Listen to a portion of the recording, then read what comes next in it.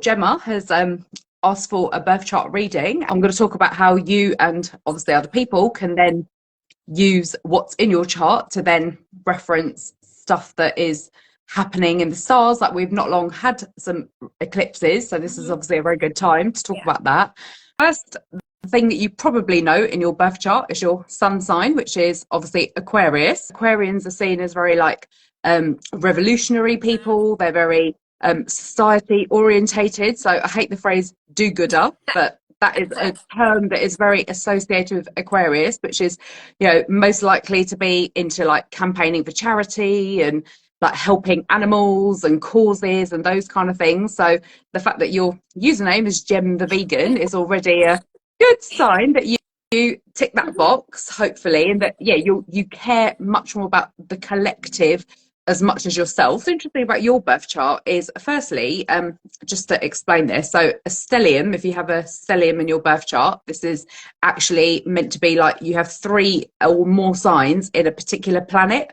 Now you have loads of planets. I mean, you've got like 7 planets, including your rising sign, in the sign of Capricorn. So the first thing I just want to say right off the bat is you are probably more Capricorn than even an Aquarius. Like if you didn't know that about yourself, like Google things like traits of a Capricorn, which I will cover, but you are so Capricorn, it's ridiculous. In all the birth charts I've ever done, and I've done like over 300 in my lifetime, I've actually never seen someone with this many placements in that particular, in one particular sign. So some of the planets, so you've got some of the outer planets, so Saturn, Uranus and Neptune are all in Capricorn. The other bit that it covers is the 3 closest planets. So closest to Earth, you've got Mercury, Mars and Venus, and you have Capricorn in all 3 of them as well. So, and once you can see that they're like consistent and stable and give you all of those things in a partnership,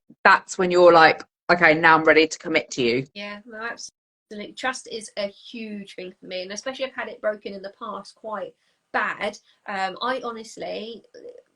Lee honestly is a blessing, because I don't know how he did it, but he gained my trust, and I never thought it would happen again. But yeah, trust is huge for me.